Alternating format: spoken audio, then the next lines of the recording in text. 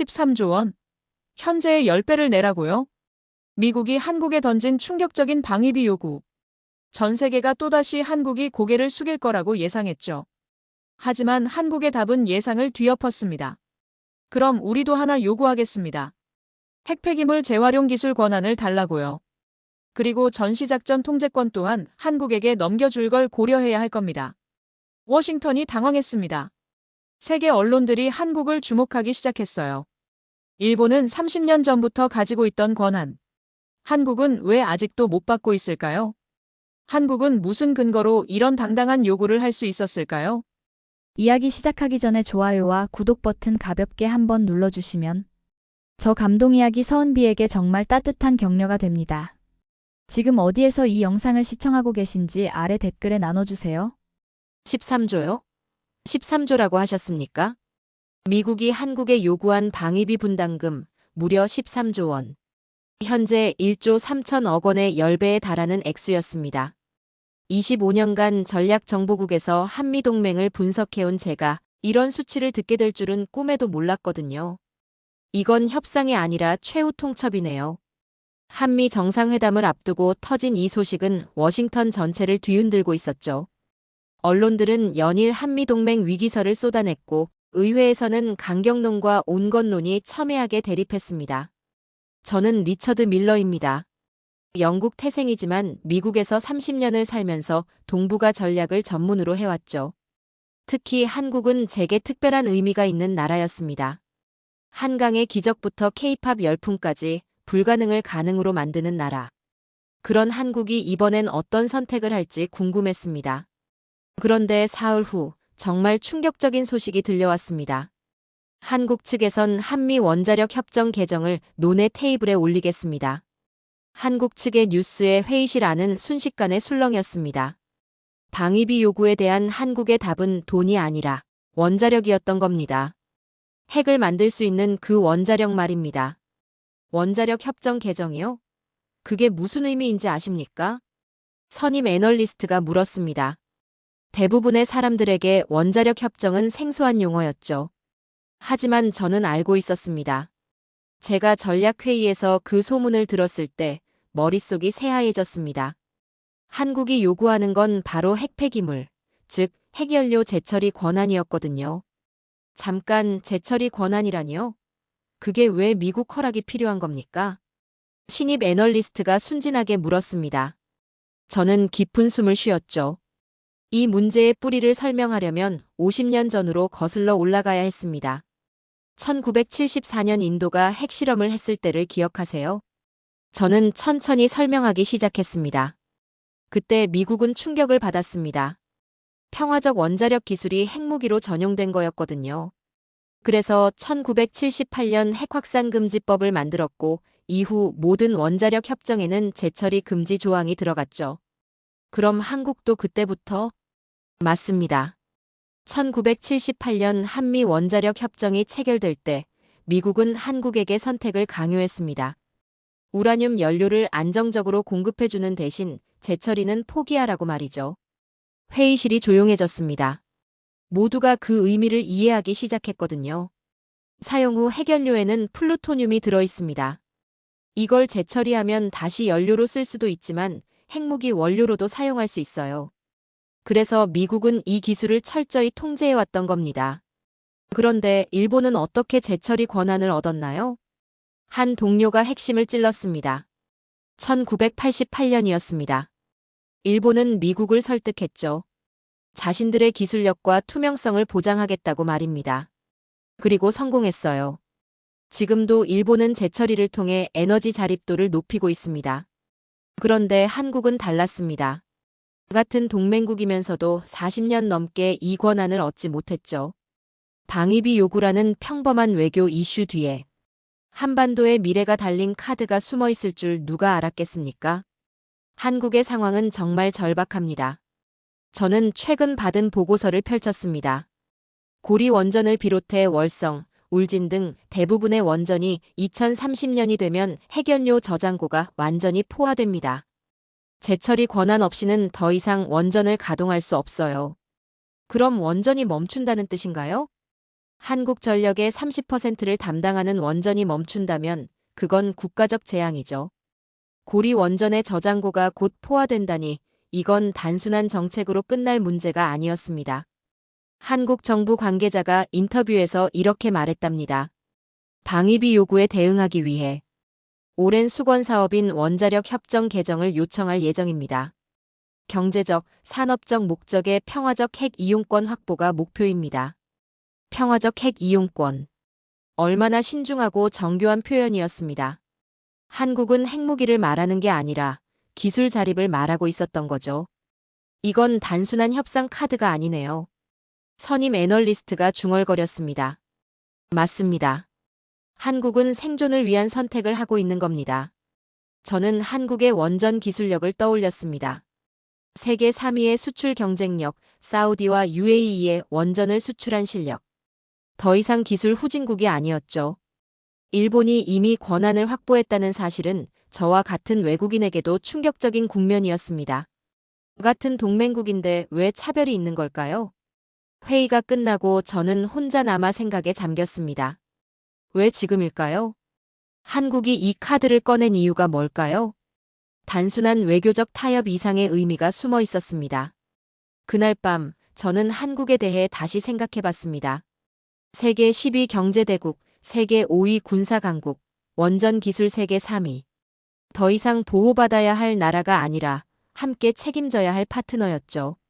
한국은 조용히 하지만 확실히 메시지를 보내고 있었습니다. 우리도 준비되었다고 말이죠. 미국은 끊임없이 방위비 인상을 요구하고 있었습니다. 무려 13조.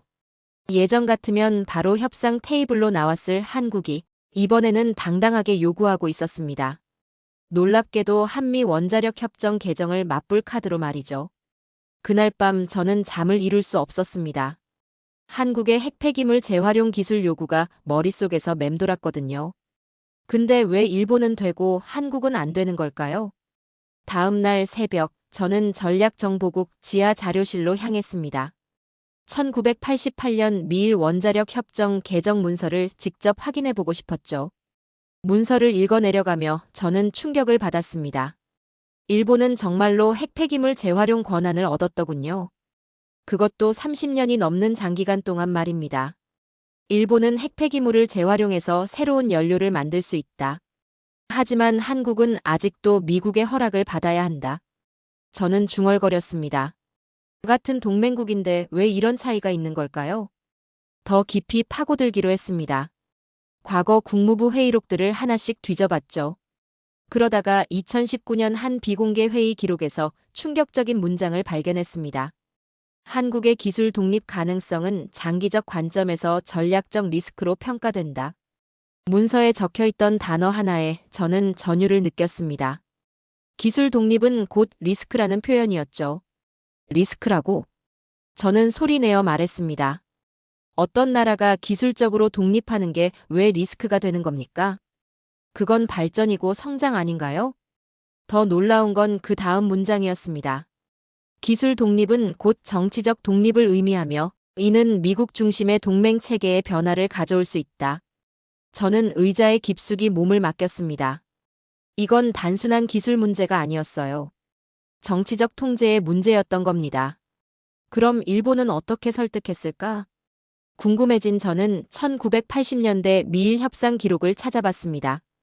그 당시 일본이 미국을 어떻게 설득했는지 알고 싶었거든요. 일본은 정말 치밀했습니다. 자국의 에너지 안보 위기를 강조하면서 동시에 미국과의 투명한 협력을 약속했죠. 그리고 가장 중요한 건 일본이 이미 상당한 기술력을 보유하고 있었다는 점이었습니다. 잠깐, 그럼 한국의 기술력은 어느 정도일까?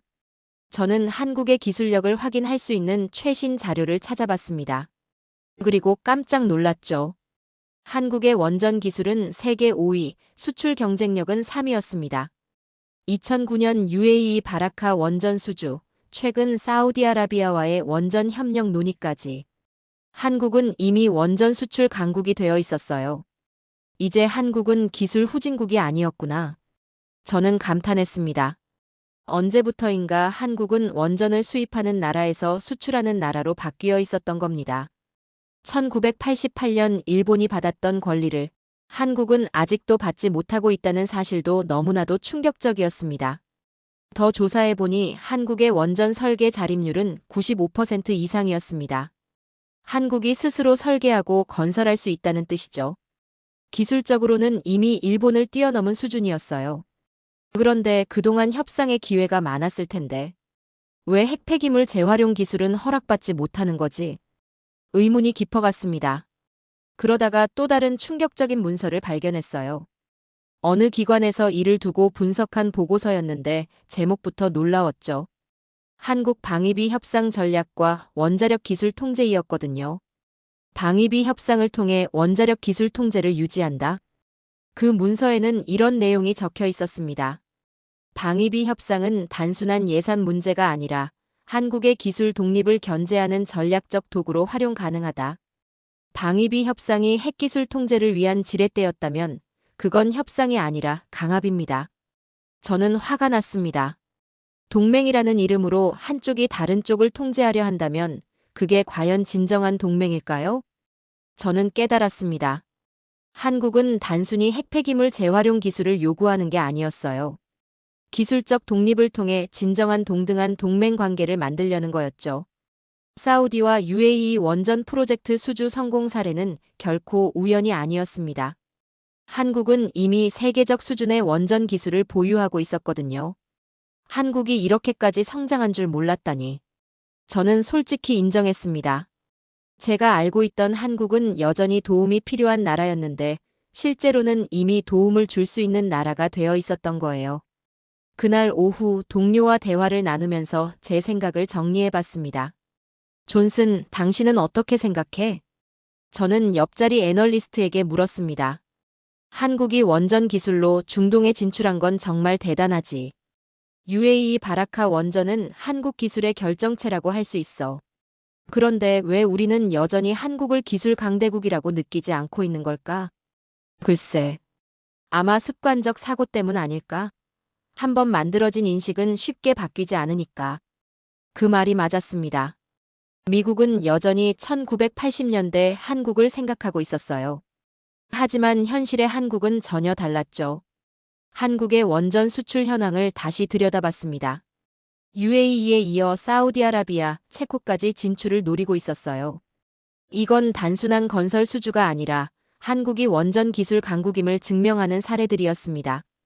과연 한국에게 미국은 진짜 동맹인가, 정치적 도구인가? 저는 자문했습니다. 동맹이라면 서로를 신뢰하고 존중해야 하는데 지금까지 미국이 한국에게 한 건 통제였거든요. 그날 저녁 집에 돌아가면서 저는 많은 생각을 했습니다. 한국은 더 이상 보호받아야 할 나라가 아니었어요. 오히려 함께 세계를 이끌어갈 파트너였죠. 한미동맹이라는 명분 뒤에 숨은 복잡한 이해관계를 체감하니 마음이 무거웠습니다. 과연 진정한 동맹이란 무엇일까요? 한쪽이 다른 쪽을 통제하는 관계일까요? 아니면 서로를 존중하며 함께 나아가는 관계일까요? 한국의 핵폐기물 재활용 기술 요구가 단순한 기술 이슈가 아니라는 걸 이제야 깨달았습니다. 이건 새로운 동맹 관계를 정의하는 출발점이었어요. 그리고 저는 확신했습니다. 한국은 이미 준비를 마쳤다는 걸 말이죠. 그러던 중 저에게 예상치 못한 기회가 찾아왔습니다. 한국 외교부 산하 원자력 안보기술원에서 워싱턴을 방문한다는 소식이었죠. 정식 외교 채널이 아닌 전문가 차원의 기술 설명회였습니다. 리처드, 당신이 가보는 게 어떨까요? 부서장이 저를 불렀습니다. 한국 측에서 직접 설명을 듣고 싶다고 했어요. 객관적 분석이 필요하거든요. 저는 솔직히 망설였습니다. 지난 며칠간 자료를 조사하면서 제 생각이 많이 흔들렸거든요. 과연 객관적으로 판단할 수 있을까 싶었죠. 하지만 호기심이 이겼습니다. 한국 전문가들이 직접 무슨 말을 하는지 들어보고 싶었거든요. 회의실에 들어섰을 때 3명의 한국인이 기다리고 있었습니다. 원자력안보기술원 연구위원 김 박사, 외교부 직원, 그리고 한국원자력연구원 최 연구원이었죠. 안녕하세요. 리처드 밀러 애널리스트입니다. 저는 인사를 건넸습니다. 그들의 표정에서 긴장감이 느껴졌어요. 하지만 동시에 진지함도 보였죠. 저희를 만나주셔서 감사합니다. 김 박사가 정중하게 인사했습니다. 사실 저희는 어떤 요구를 하러 온 게 아닙니다. 현실을 설명하러 왔어요. 현실을 설명하러 왔다는 말이 인상 깊었습니다. 협상이 아니라 설명이라니요. 한국의 핵폐기물 저장 현황부터 말씀드리겠습니다. 김 박사가 자료를 펼쳤습니다. 그 순간 저는 숫자에 놀랐어요. 고리 원전 1, 2호기는 2030년, 3, 4호기는 2031년에 저장고가 완전히 가득 찬다는 거였습니다. 월성 원전도 2029년, 울진 원전도 2032년이었죠. 우리에겐 선택지가 없습니다. 3년 뒤면 저장고가 끝장나요. 김 박사의 목소리에는 절박함이 묻어났습니다.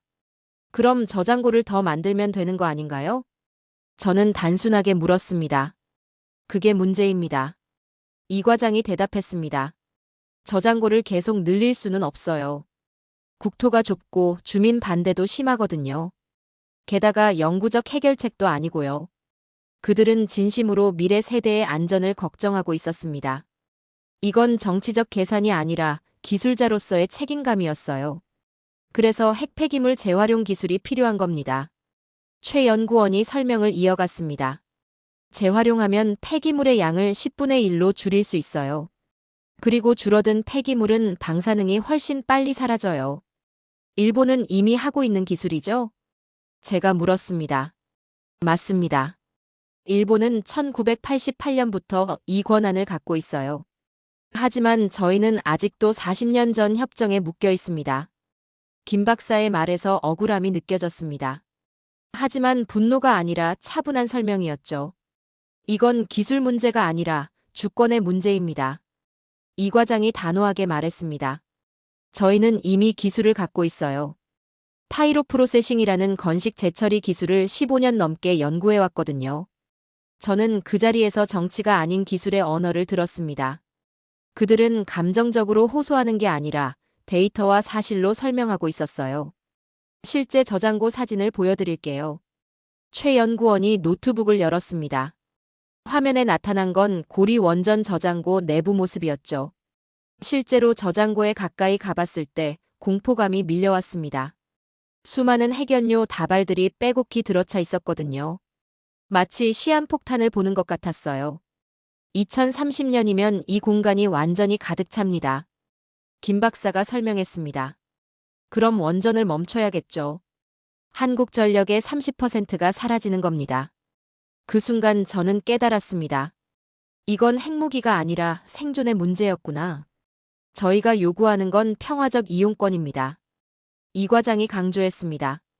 핵무기를 만들겠다는 게 아니라 전기를 안전하게 계속 만들고 싶은 거예요. 그들은 협상하러 온 게 아니라 설명하러 왔다는 걸 느꼈습니다. 자신들의 현실을 이해해달라는 거였죠. 그런데 미국은 왜 허락을 안 해주는 걸까요? 저는 솔직하게 물었습니다. 아마 신뢰의 문제인 것 같아요. 김 박사가 조심스럽게 답했습니다. 미국은 아직도 우리를 30년 전 한국으로 보는 것 같거든요. 하지만 지금 한국은 다릅니다. 어떻게 다른가요? 저희는 이미 UAE에 원전을 수출했어요. 사우디아라비아와도 협력하고 있고요. 세계가 인정하는 원전 기술 강국이 됐습니다.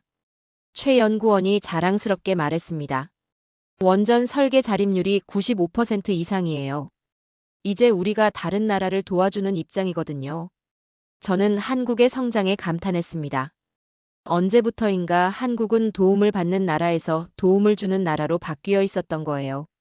그럼 기술적으로는 이미 재처리가 가능하다는 말씀인가요?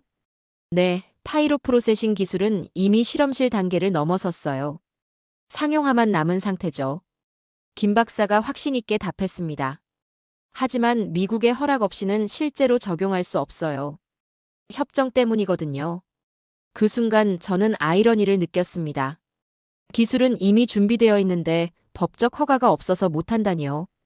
저희는 투명하게 하겠어요. 이 과장이 진지하게 말했습니다. 국제원자력기구의 감시를 받으면서 모든 과정을 공개하겠습니다. 핵무기 전용은 절대 불가능하게 만들 거예요. 한국은 자신들의 권리를 주장하면서도 결코 오만하지 않았습니다. 오히려 더욱 신중하고 투명하게 하겠다고 약속하고 있었죠. 방위비 협상과는 어떤 관련이 있나요? 저는 핵심을 물었습니다. 직접적 관련은 없어요. 하지만 타이밍이 겹친 건 사실이죠. 김 박사가 솔직하게 답했습니다. 미국이 방위비 인상을 요구하신다면 저희도 오랫동안 미뤄왔던 현안을 제기할 수밖에 없어요. 이건 상호 존중의 문제거든요. 상호 존중. 그 말이 제 가슴에 와 닿았습니다. 한국은 대등한 관계를 원하고 있었어요. 회의가 끝나고 저는 많은 생각에 잠겼습니다. 그들의 설명을 들으니 한국의 요구가 결코 무리한 게 아니라는 걸 알겠더군요. 오히려 늦었다는 생각이 들었어요. 한국의 기술력이면 진작에 이 권한을 받았어야 했는데 40년 넘게 기다려온 거였죠. 한국은 정면 승부를 피하지 않는 외교 전략을 택했습니다. 감정적으로 대응하는 게 아니라 사실과 논리로 설득하려 하고 있었어요. 그들은 전략보다도 안전과 생존을 말하고 있었습니다. 미래 세대에게 안전한 에너지를 물려주고 싶다는 간절함이 느껴졌어요. 그날 밤 저는 확신했습니다. 한국의 요구는 정당하다는 걸 말이죠. 이제 문제는 미국이 얼마나 열린 마음으로 들을 수 있느냐였어요. 한국 전문가들과의 만남이 끝난 후 워싱턴에 긴장감이 돌기 시작했습니다. 한국의 핵폐기물 재활용 기술 요구가 공개적으로 알려지면서 미국 정계가 술렁이기 시작한 거였죠. 가장 먼저 반응한 건 국무부 내 보수 성향 인사들이었습니다. 저는 그날 아침 부서 회의에서 충격적인 발언을 들었어요. 한국에게 재처리 권한을 주는 건 동북아 핵균형을 완전히 뒤흔드는 일입니다. 국무부 동아시아 태평양국 부국장의 말이었죠. 그의 목소리에는 확신이 담겨 있었어요. 일본이 가진 권한과 한국이 가질 권한은 다릅니다. 한국은 분단국가거든요. 저는 그 말에 당황했습니다. 분단국가라서 안 된다고요? 그럼 분단이 해결되기 전까지는 영원히 기다려야 한다는 뜻인가요? 게다가 한국은 일본보다 감정적입니다. 통제가 어려워요. 감정적이라는 표현이 제 귀에 거슬렸습니다. 며칠 전 만났던 한국 전문가들은 오히려 냉정하고 논리적이었거든요. 데이터와 사실로만 말하던 그들이 감정적이라고요? 회의가 끝나고 저는 혼란스러웠습니다. 왜 진심을 말하는 쪽이 공격을 받는 걸까요? 더 충격적인 건 그 다음에 일어났습니다. 일본 정부가 조용히 하지만 체계적으로 움직이기 시작한 거였어요. 일본 대사관에서 국무부 고위 관료들과 비공식 만찬이 이어졌습니다. 표면적으로는 동북아 안보 협력 논의였지만 실제로는 한국 원자력 협정 개정에 대한 우려를 전달하는 자리였죠. 일본 측에서 깊은 우려를 표명했다고 합니다. 동료 애널리스트가 귀띔해줬어요. 한반도에서 핵연료 재처리가 시작되면 북한도 자극받을 수 있다는 논리더군요. 한반도의 불균형 유발 우려. 그럴듯한 명분이었지만 저는 다른 의도를 느꼈습니다. 일본이 지난 30년간 독점해온 특권을 지키려는 게 아닐까요? 그런데 이상하지 않나요? 저는 동료에게 물었습니다. 일본도 분단된 적이 없었나요? 왜 일본은 안전하고 한국은 위험하다는 걸까요? 글쎄요. 아마 기존 질서를 유지하려는 관성 아닐까요? 그의 대답이 솔직했습니다. 결국 기득권을 지키려는 거였죠. 일본의 우려. 그건 자신들이 누리는 특권을 놓치지 않으려는 방어였습니다. 30년간 동북아에서 유일하게 핵폐기물 재활용 기술을 가진 나라였는데 이제 한국이 같은 권한을 요구하니까 불편한 거였어요. 미국 보수파는 한국이 위험하다고 하고 일본은 균형이 깨진다고 하고 한국 내부 일각에서는 무리한 요구라고 하고 있었습니다. 그럼 한국 전문가들의 절박한 현실은 뭐가 되는 건가요? 그날 오후 저는 오래된 동료와 대화를 나눴습니다. 30년 넘게 동북아 외교를 지켜봐온 베테랑이었죠. 톰, 솔직히 어떻게 생각해요? 리처드, 이건 복잡한 문제야. 그가 신중하게 답했습니다. 한국의 요구는 기술적으로 정당해. 하지만 정치적으로는 민감하지. 정치적으로 민감하다는 게 무슨 뜻인가요? 기존 질서를 바꾸는 일이거든. 누군가는 이익을 얻고 누군가는 손해를 봐. 그의 말이 핵심을 찔렀습니다. 이건 기술 문제가 아니라 권력 구조의 문제였던 거예요. 그럼 한국은 영원히 기다려야 하는 건가요? 아니야. 언젠가는 변해야 해. 문제는 언제 어떻게냐는 거지. 저는 혼란스러웠습니다. 미국 내 회의론자들의 보고서를 보면 한국을 통제 대상으로만 보는 시선이 담겨 있었거든요. 동등한 파트너가 아니라 관리해야 할 대상으로 본다는 느낌이었어요. 한국이 통제 불가능하다는 판단, 그건 누구의 시선인가요? 저는 중얼거렸습니다. 통제가 목적이라면 그건 동맹이 아니라 지배관계 아닌가요? 그 주말, 저는 집에서 혼자 생각에 잠겼습니다. 제가 믿었던 전략적 동맹이라는 단어가 그렇게 가벼운 것이었을까요? 한국은 분명히 정당한 요구를 하고 있었어요. 일본이 30년 전에 받은 권한을 지금의 한국이 요구하는 게 무엇이 잘못된 걸까요? 기술력도 충분하고 투명성도 보장하겠다고 했는데 말이죠. 그런데 왜 모든 쪽에서 반대하는 걸까요? 미국은 통제 우려를, 일본은 균형 파괴를, 한국 내부에서도 무리한 요구라고 하네요. 이쯤 되니 누가 진심이고 누가 계산적인지조차 헷갈렸습니다. 저는 혼잣말을 했어요. 한국 전문가들의 절박함은 진심이었는데 그 주변에서 일어나는 모든 반응들은 계산적으로 보였거든요. 월요일 아침 출근길에서 저는 깨달았습니다. 이건 단순한 기술 문제가 아니었구나. 정치, 외교, 패권이 모두 얽힌 복합적인 문제였어요. 한국의 핵폐기물 재활용 기술 요구는 단순히 기술 자립을 의미하는 게 아니었습니다. 기존의 동북아 질서를 바꾸는 신호탄이었던 거예요. 일본은 자신들만의 특권을 지키고 싶어 했고, 미국은 기존 통제 체계를 유지하고 싶어 했고, 한국은 동등한 대우를 받고 싶어 했습니다. 문제는 이 모든 이해관계 속에서 정작 중요한 게 무엇인지 혼란스러워졌다는 거였어요. 한국의 에너지 안보 위기는 실제 현실인데 그것보다 정치적 계산이 우선시되고 있었거든요. 사무실에 도착해서 저는 다시 한국 전문가들이 보여준 자료를 펼쳐봤습니다. 2030년 저장고 포화, 원전 가동 중단 위기, 전력 부족 우려. 이 모든 게 현실이었어요. 그런데 이 현실보다 통제, 균형, 정치적 부담 같은 추상적 개념들이 더 중요하게 다뤄지고 있었습니다. 과연 이게 올바른 건가? 저는 자문했습니다. 동맹이라는 이름으로 한쪽의 생존 요구를 무시하는 게 맞는 건가요? 그날 저녁 집에 돌아가면서 저는 확신했습니다.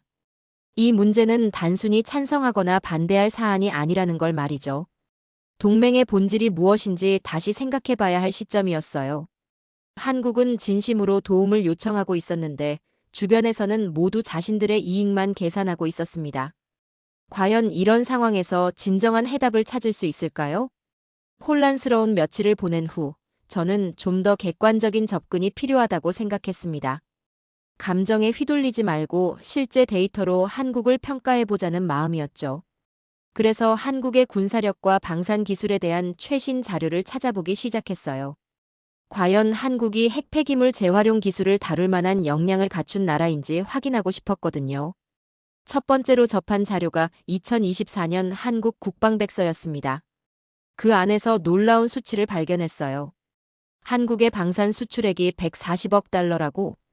저는 소리내어 읽었습니다. 2024년 기준 한국의 방산 수출 실적이었죠. 140억 달러는 독일의 110억 달러, 프랑스의 88억 달러를 훌쩍 뛰어넘는 수치였어요. 140억? 독일, 프랑스를 넘어선 수치였군요. 저는 경탄했습니다. 언제부터 한국이 유럽의 전통적인 방산 강국들을 제치고 세계 3위 방산 수출국이 된 걸까요? 더 자세히 들여다보니 그 비결이 보였어요. KF-21 보람의 전투기, K9 천둥 자주포, 레드백 장갑차가 수출의 핵심이었습니다. 특히 K9 자주포는 정말 놀라웠어요. 폴란드의 672대, 노르웨이의 24대, 에스토니아의 12대까지. 유럽 국가들이 앞다투어 한국산 무기를 사고 있었거든요. 폴란드가 K9을 672대나 주문했다고? 저는 믿을 수 없었어요. 나토 회원국이자 미국의 오랜 동맹국인 폴란드는 미국이나 독일 무기 대신 한국산을 선택한 거였어요.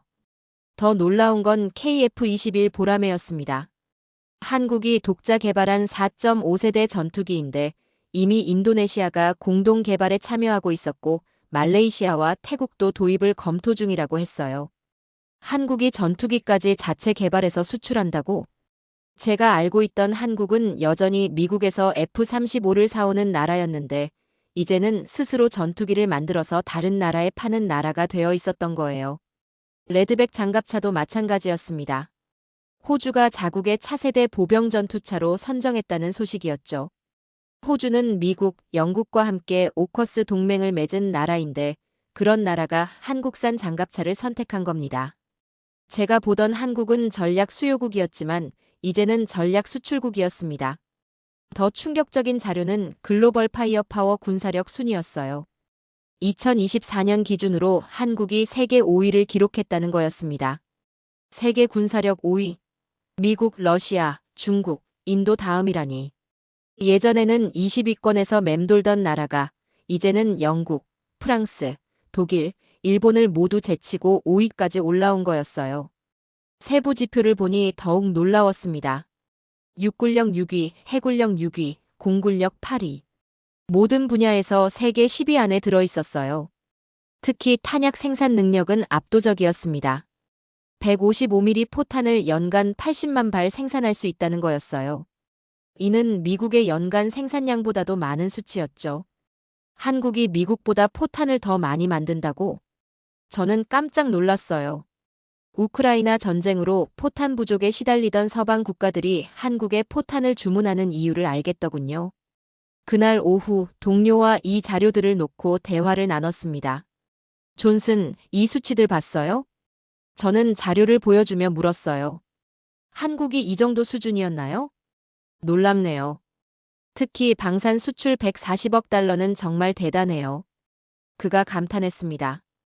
이 수치는 우연이 아니라 30년 누적된 전략의 결과였죠. 저는 깨달았어요. 한국의 이런 성과가 하루아침에 이루어진 게 아니라는 걸 말이죠. 1990년대부터 시작된 방산 기술 자립 노력, 2000년대 차세대 전투기 사업, 2010년대 수출 전략까지 모든 게 체계적으로 준비되어 온 결과였어요. 더 흥미로운 건 원전 기술과의 연관성이었습니다. 핵폐기물 재처리 기술인 파이로 프로세싱도 이미 15년 이상 연구해왔다는 사실을 확인했거든요. 일본이 가진 그 권한. 한국은 기술로는 이미 뛰어넘었구나. 저는 중얼거렸어요. 일본이 1988년에 받은 재처리 권한을 한국은 훨씬 앞선 기술로 준비하고 있었던 거예요. K2 흑표 전차의 경우도 놀라웠습니다. 폴란드가 1000대 이상 주문했다는 소식이었어요. 유럽에서 러시아와 직접 대치하고 있는 나라가 한국산 전차를 대량 도입한다는 건 그만큼 성능을 인정받았다는 뜻이죠. 저는 감탄했어요. 한국은 큰 소리치지 않고 묵묵히 실력을 쌓아왔던 거예요. 특히 KF-21의 국산화율이 65%라는 점이 인상적이었습니다. 엔진과 일부 전자장비만 해외에서 도입하고 나머지는 모두 한국 기술로 만든 거였어요. 기술 자립이라는 게 이게 구호가 아니라 진짜 현실이었네. 정말 그랬어요. 한국은 말로만 자립을 외치는 게 아니라 실제로 자립을 달성하고 있었어요. 그날 저녁 집에 돌아가서 저는 이 모든 자료들을 정리해봤습니다. 방산 수출 140억 달러, 세계 군사력 5위, 독자 개발 전투기, 탱크, 자주포까지. 이 모든 게 하나의 그림을 그리고 있었어요. 한국은 더 이상 수동적 동맹이 아니었습니다. 자신만의 논리를 가진 강국이었어요. 핵폐기물 재활용 기술 요구도 이런 맥락에서 봐야 했습니다. 이미 세계 5위 군사력을 가진 나라가 평화적 목적의 원자력 기술을 요구하는 게 과연 위험한 일일까요? 이건 단순한 숫자가 아니야. 정말 준비된 실체였어. 저는 확신했어요. 한국은 이미 모든 면에서 준비를 마친 나라였어요. 기술력도 투명성도 책임감도 모두 갖춘 상태였죠. 수치를 분석하는 게 직업인 제가 수치에 감동하는 날이 올 줄은 몰랐습니다. 하지만 한국의 이 숫자들 뒤에는 30년간의 노력과 성취가 담겨 있었어요. 월요일 아침 사무실에서 저는 새로운 보고서를 작성하기 시작했습니다. 제목은 한국의 전략적 역량 재평가였어요. 한국은 이제 기술적, 경제적, 군사적으로 완전히 다른 나라가 되었다. 저는 이렇게 썼습니다. 140억 달러 방산 수출, 세계 5위 군사력, 독자 개발 무기 체계. 이 모든 것이 한국의 현재 역량을 보여준다. 그리고 가장 중요한 결론을 내렸어요. 핵폐기물 재활용 기술을 안전하게 운용할 수 있는 기술력과 투명성을 한국은 이미 충분히 입증했다. 30년 전 미국의 도움이 필요했던 나라가 이제는 다른 나라를 도울 수 있는 나라가 되어 있었어요. 이런 변화를 인정하지 않는다면 그건 현실을 부정하는 거였죠. 한국의 성장은 숫자로 증명되었습니다. 그리고 그 숫자들은 거짓말을 하지 않았어요. 한국의 준비된 실체를 확인한 후 며칠이 지났을 때 저는 또 다른 충격적인 사실을 마주하게 됐습니다. 한국이 단순히 기술력만 뛰어난 게 아니라 이미 군사적으로도 완전히 다른 차원에 올라서 있다는 걸 깨달은 거였어요. 그 계기는 국방부에서 요청한 한국군 전작권 이관 현황 보고서를 작성하면서였습니다. 전시작전 통제권 이관이 얼마나 진행됐는지 파악해달라는 업무였죠. 자료를 조사하면서 저는 놀랐어요. 한국군이 이미 평시 작전 통제권을 완전히 회수했을 뿐만 아니라 전시 작전 통제권 이관도 거의 마지막 단계에 와 있었거든요. 그들은 연습이 아니라 실행에 들어간 단계였습니다. 저는 중얼거렸어요. 한국군이 미군 없이도 독자적으로 전쟁을 수행할 수 있는 체계를 갖춰가고 있다는 뜻이었거든요. 더 놀라운 건 한국군의 독자 무기 체계였습니다. 현무 미사일 시리즈를 보고 저는 깜짝 놀랐어요. 현무2 탄도미사일의 사거리가 800km, 현무3 순항미사일은 1500km까지 날아간다는 거였습니다. 1500km라고? 그럼 베이징까지 닿는 거네. 저는 지도를 보며 계산해봤어요. 한국의 현무 미사일은 중국과 러시아의 주요 도시들을 모두 사거리 안에 두고 있었어요. 천궁 방공 시스템도 마찬가지였습니다. 중거리 지대공 미사일인 천궁2는 러시아의 S-400과 맞먹는 성능이라고 평가받고 있었어요. 이제 한국은 자국 영공을 스스로 방어할 수 있는 시스템을 갖춘 거였죠. 미국이 팔지 않으면 그들은 스스로 만들면 그만이었습니다. 정말 그랬어요.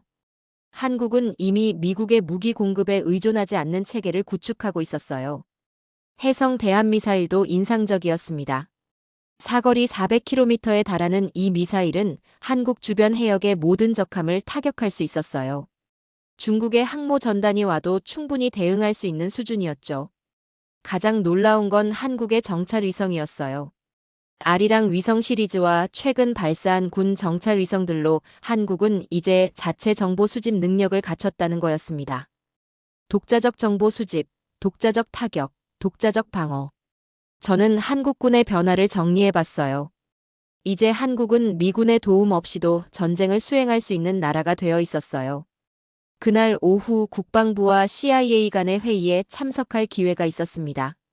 주제는 한국의 핵기술 요구에 대한 대응 방안이었죠. 회의실에서 저는 미국 정보 커뮤니티 내부의 깊은 균열을 목격했어요. 한국의 핵기술 요구는 명백한 핵 확산 위험입니다. CIA 동아시아 담당 부국장의 말이었어요. 핵무기 개발 가능성을 완전히 배제할 수 없어요. 하지만 국방부의 반응은 달랐습니다. 한국은 신뢰할 수 있는 파트너입니다. 국방부 정책 담당 차관보가 반박했어요. 지난 70년간 한미동맹을 지켜온 나라를 왜 의심해야 하나요? 신뢰와 현실은 다릅니다. 기술을 갖게 되면 정치적 상황은 언제든 바뀔 수 있어요. CIA 측의 재반박이었죠. 그럼 일본은 어떻게 설명하실 겁니까? 일본도 30년 전에는 신뢰할 수 없는 나라였나요? 국방부 측이 날카롭게 물었어요.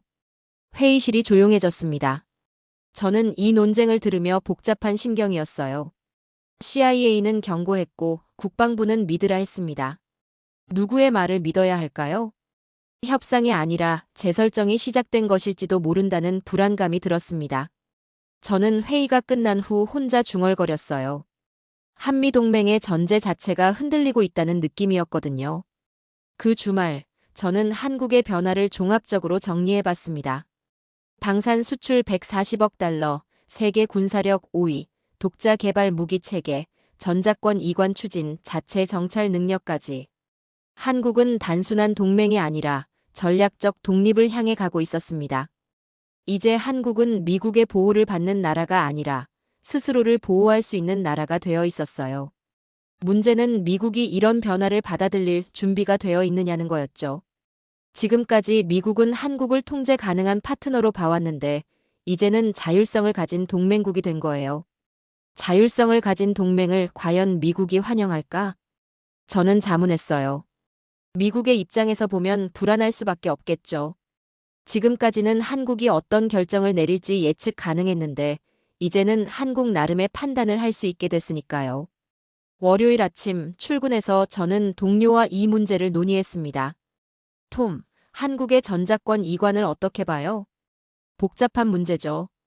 한국 입장에서는 당연한 수순이지만 우리 입장에서는 통제력 상실이니까요. 통제력 상실이라. 그 말이 핵심을 찔렀어요. 결국 미국이 우려하는 건 한국을 통제할 수 없게 되는 거였어요. 하지만 동맹국을 통제하는 게 맞는 건가요? 저는 반문했어요. 동맹이라면 서로 존중하고 협력하는 관계 아닌가요? 이론적으로는 그렇죠. 하지만 현실은 복잡해요. 그의 말이 솔직했습니다. 미국은 동맹을 원하지만 동시에 주도권도 잃고 싶지 않았던 거예요. 이건 단순한 카드게임이 아니라 질서의 재편이었습니다. 저는 깨달았어요. 한국의 핵폐기물 재활용 기술 요구도 방위비 협상도 모두 이런 큰 그림 안에서 봐야 했어요. 한국은 이제 질문을 받는 나라가 아니라 질문을 던지는 나라였습니다. 우리도 동등한 권리를 가져야 하지 않느냐? 고 묻고 있었어요. 그날 저녁 집에 돌아가면서 저는 한미동맹의 미래를 생각해 봤습니다. 한미동맹은 유지될 겁니다. 하지만 이제는 구조가 아니라 선택으로 바뀔 거예요. 미국이 한국을 다시 보는 시선이 불안과 경계라는 사실이 가장 두려웠습니다. 동맹이 흔들리는 건 무기가 아니라 믿음 때문이거든요. 한국은 준비를 마쳤어요. 이제 문제는 미국이 새로운 관계를 받아들일 수 있느냐는 거였습니다. 한미 정상회담이 다가오는 현재 워싱턴 전체가 긴장으로 가득 차 있습니다. 워싱턴 전체가 긴장으로 가득했습니다.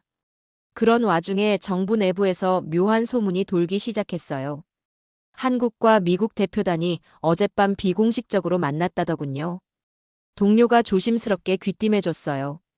확실한 건 아니지만 국무부 쪽에서 흘러나온 이야기예요.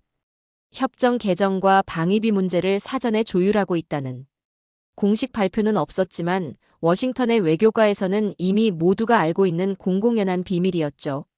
이런 민감한 사안일수록 언론에 나오기 전에 내부 소문이 먼저 도는 법이거든요.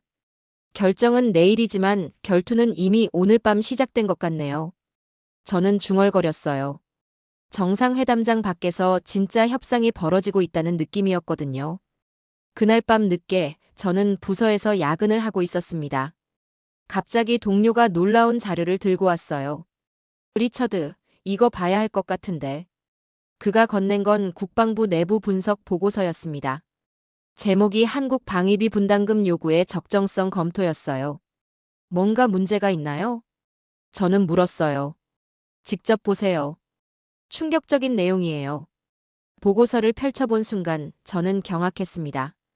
미국이 한국에 요구한 13조 원이 얼마나 과도한지를 보여주는 데이터들이 가득했거든요. 먼저 GDP 대비 방위비 부담률 비교표가 나와 있었어요. 한국이 현재 내고 있는 방위비는 이미 GDP의 2.8%에 달했습니다.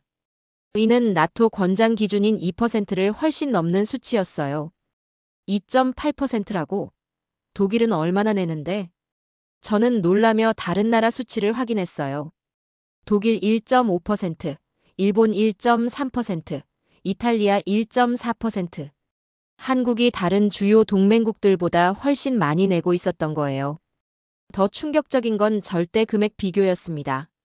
한국이 현재 내는 1조 3천억 원을 13조 원으로 올린다면 이는 일본이 내는 미군 주둔 비용의 3배에 달하는 액수였어요. 일본의 3배라고? 저는 믿을 수 없었어요. 일본은 미군 기지 7만 명, 한국은 2만 8천 명인데 한국이 3배를 내야 한다는 계산이었거든요. 보고서에는 더 놀라운 내용이 있었어요. 미국 내 일부 전문가들이 이 요구를 과도하다고 평가했다는 내용이었죠. 국방부 예산 담당관의 비공식 발언이 인용되어 있었어요. 13조 원 요구는 협상의 범위를 벗어난다.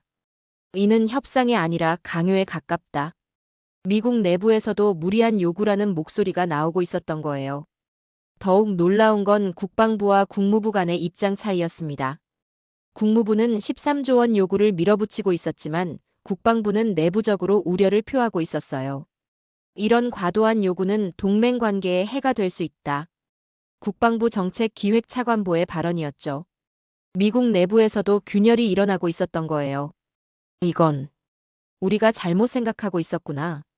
저는 충격을 받았어요. 지금까지 한국의 핵폐기물 재활용 기술 요구가 과한 건 아닌지 고민했는데 사실은 미국의 방위비 요구가 더 과했던 거예요. 보고서를 더 읽어보니 한국의 현실이 보였습니다. 한국은 이미 세계에서 방위비를 가장 많이 부담하는 나라 중 하나였어요. 그런데 거기서 10배를 더 내라고 하니 이게 말이 되는 요구였을까요? 한국이 화낼 만하네. 저는 중얼거렸어요. 이미 충분히 많이 내고 있는데 갑자기 10배를 내라고 하면 누구라도 화가 날 거예요. 그 순간 한국의 전략이 이해됐습니다. 핵폐기물 재활용 기술 요구는 단순한 맞불이 아니었어요. 우리도 정당한 권리가 있다는 메시지였던 거죠. 다음 날 아침 더 놀라운 소식이 들려왔습니다. 한국 고위 관계자가 공개적으로 입장을 발표한 거였어요. 한미동맹은 상호 존중이어야 합니다. 한국 외교부 대변인의 말이었죠. 우리는 우리의 기술을 믿으며 그 믿음을 세계가 공유하길 원합니다. 단호하지만 절제된 목소리였어요. 한국은 감정적으로 대응하지 않고 원칙을 가지고 대응하고 있었거든요. 미국 내부의 긴장도 고조되고 있었습니다. 백악관 국가안보위원회에서는 이 협정이 선례가 될 수 있다며 의견이 분열되고 있었어요. CIA는 여전히 경계 입장을 유지했지만 국방부는 이미 기술은 넘어섰다며 개정 필요성을 인정하기 시작했어요. 그날 오후 저는 마침내 결심을 내렸습니다. 20년간 쌓아온 동맹 분석이 오늘 흔들리고 있었지만 현실을 부정할 수는 없었어요. 저는 내부 보고서에 처음으로 이런 문장을 삽입했습니다. 한국은 이제 동등한 전략 파트너로 인정받을 자격을 충분히 갖췄다. 30년 경력의 애널리스트가 자신의 기존 판단을 바꾸는 건 쉬운 일이 아니에요. 하지만 데이터가 말하고 있었어요. 방위비 부담률 2.8%, 세계 5위 군사력, 140억 달러 방산 수출, 그리고 95% 원전 설계 자립률. 이 모든 수치가 한국의 준비된 실체를 보여주고 있었거든요. 이건 하나의 협정이 아니었습니다. 세계 질서의 방향타였습니다. 저는 깨달았어요. 한국의 요구는 단순히 기술을 달라는 게 아니라 새로운 동맹 관계를 정의하자는 제안이었어요. 한국은 이제 선택을 요구받는 나라가 아니라 선택을 제시하는 나라였습니다. 정말 그랬어요. 한국은 미국에게 선택을 요구하고 있었어요. 계속 과거의 관계를 유지할 것인지 아니면 새로운 동등한 관계로 나아갈 것인지 말이죠. 그날 밤 정상회담을 하루 앞두고 저는 확신했습니다. 이 회담은 하나의 문을 열었고 그 문 너머에는 새로운 관계가 기다리고 있었어요. 한국은 준비를 마쳤습니다. 이제 미국이 답할 차례였어요. 며칠 전 사무실에 도착하자마자 동료가 흥미로운 소식을 전해줬습니다. 리처드, 국제 언론들이 한국 이야기로 난리예요. 그가 컴퓨터 화면을 보여줬어요. BBC 국제뉴스 메인 헤드라인이 눈에 띄었죠. 한국, 미국과 대등한 협상 테이블에 앉다. BBC가 한국을 메인으로 다룬다고요? 저는 깜짝 놀랐어요. BBC는 보통 유럽이나 미국 소식이 아니면 메인에 올리지 않는데 말이죠. 기사를 읽어보니 더욱 놀라웠습니다. 한국의 협상 전략을 상세히 분석하면서 작은 나라가 어떻게 이런 외교력을 갖게 됐는가를 특집으로 다루고 있었어요. 한국은 더 이상 미국의 보호국이 아니다. 독자적 기술력과 경제력을 바탕으로 대등한 협상을 요구하고 있다. BBC 기자의 분석이었죠. 외국 언론이 한국을 이렇게 평가한다니 정말 감동적이었어요. CNN도 마찬가지였습니다. 한국 모델 중견국 외교의 새로운 패러다임이라는 제목으로 심층 분석을 내보냈어요. 한국은 군사력, 경제력, 기술력 모든 면에서 선진국 수준에 도달했다. 이제 외교에서도 그에 걸맞은 대우를 요구하고 있다. CNN의 국제문제 전문가 파리드 자카리아의 코멘트였죠. 로이터 통신은 더욱 구체적이었어요. 한국의 방산 수출 실적, 원전 기술력, GDP 순위 등을 종합 분석하며 한국의 국제적 위상 변화를 다뤘거든요. 2024년 기준 한국은 세계 10위 경제대국, 5위 군사 강국이다. 1960년대 최빈국이었던 나라가 60년 만에 이뤄낸 변화는 그야말로 기적이다. 세상은 지금 한국의 의지를 주목하고 있었습니다. 저는 이런 국제적 관심에 감탄했어요. 한국이 단순히 미국과의 협상에서 벗어나 전 세계가 주목하는 외교 사례가 된 거였거든요. 그날 오후 더욱 놀라운 소식이 들려왔습니다. 독일 공영방송 도이체벨레가 한국에서 배우는 중견국 외교라는 특집 다큐멘터리를 제작한다는 거였어요. 독일까지. 저는 놀랐어요. 유럽 국가들도 한국의 외교 전략에 관심을 갖기 시작한 거였죠. 프랑스 르몽드지도 사설에서 이렇게 평가했어요. 한국은 21세기 중견국 외교의 모델을 제시하고 있다. 대국에 의존하지 않고 자립적 외교를 펼치는 모습은 많은 나라들이 배워야 할 점이다. 일본 아사히 신문도 복잡한 심경을 드러냈어요. 한국의 이번 행보는 동북아 외교 지형을 바꿀 수 있는 변곡점이다. 경쟁국인 일본조차 한국의 변화를 인정하지 않을 수 없었던 거죠. 동료와 이런 국제 반응들을 정리하면서 대화를 나눴습니다. 정말 대단하네요. 전 세계가 한국을 주목하고 있어요. 그러게요. 며칠 전까지만 해도 지역적 이슈였는데 이제는 글로벌 관심사가 됐어요. 한국이 이렇게 국제적 주목을 받은 적이 있었나요? 1988년 올림픽, 2002년 월드컵 정도. 하지만 그때는 문화나 스포츠였고 이번은 외교와 전략이죠. 저는 감탄했어요. 한국이 소프트 파워가 아닌 하드 파워로 세계의 주목을 받고 있다는 게 정말 놀라웠거든요. 그날 저녁 집에서 저는 지난 한 달을 돌아봤습니다. 처음 한국의 핵폐기물 재활용 기술 요구 소식을 들었을 때 저는 단순한 협상 이슈라고 생각했어요. 하지만 지금 보니 전혀 달랐어요. 이건 하나의 협정 개정이 아니라 새로운 국제 질서의 시작이었던 거예요. 한국은 준비를 마쳤습니다. 저는 중얼거렸어요. 대등한 동맹국으로서 그 첫 발을 내디뎠습니다. 더 이상 보호받는 나라가 아니라 책임지는 나라. 한국은 정말로 그런 나라가 되어 있었어요. 다음 날 아침 BBC에서 또 다른 특집이 나왔어요. 한강의 기적에서 외교 기적까지라는 제목이었죠. 1960년대 한강의 기적은 경제였다. 하지만 2020년대 한국이 보여주는 것은 외교와 전략의 기적이다. BBC 기자의 분석이 정확했어요. 한강의 기적은 경제였고 이제는 전략입니다. 그 기사에는 흥미로운 통계도 나와 있었어요. 1960년 한국의 1인당 GDP는 158달러였는데 2024년에는 3만 5천 달러를 넘어섰다는 거였죠. 무려 220배 성장한 셈이었어요. 한 세대 만에 이뤄낸 변화치고는 기적적이다. 하지만 한국은 여기서 멈추지 않았다. 이제 외교에서도 같은 기적을 만들어가고 있다. 저는 이 문장을 읽으며 가슴이 뭉클해졌어요. 한국이 정말 대단한 나라라는 걸 새삼 깨달았거든요. CNN에서는 더욱 놀라운 분석을 내놨어요. 한국의 이번 협상이 성공할 경우 다른 중견국들도 비슷한 요구를 할 가능성이 높다는 거였죠.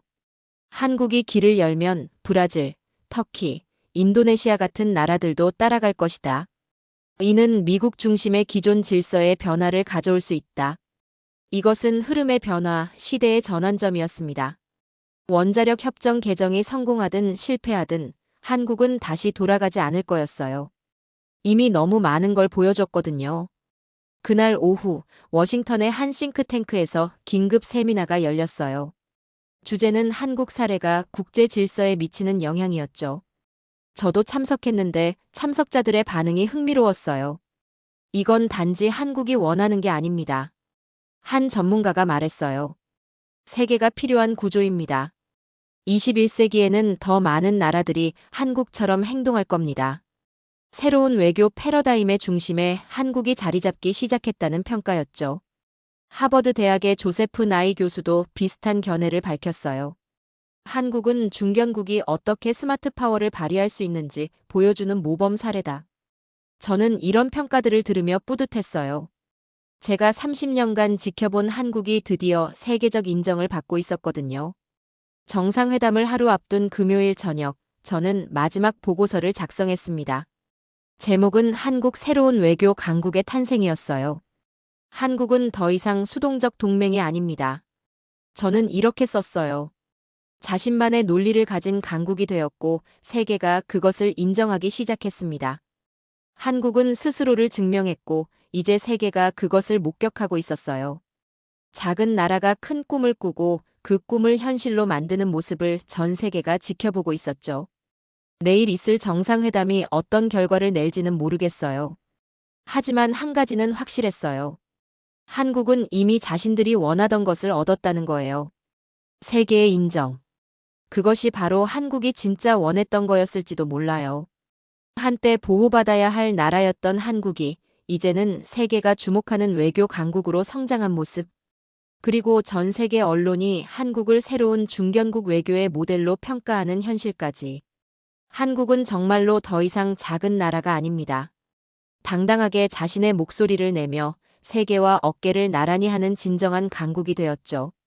오늘 한국의 숨겨진 실력과 세계적 위상, 그리고 앞으로 펼쳐질 새로운 가능성에 대한 이야기를 함께 해주셔서 감사합니다.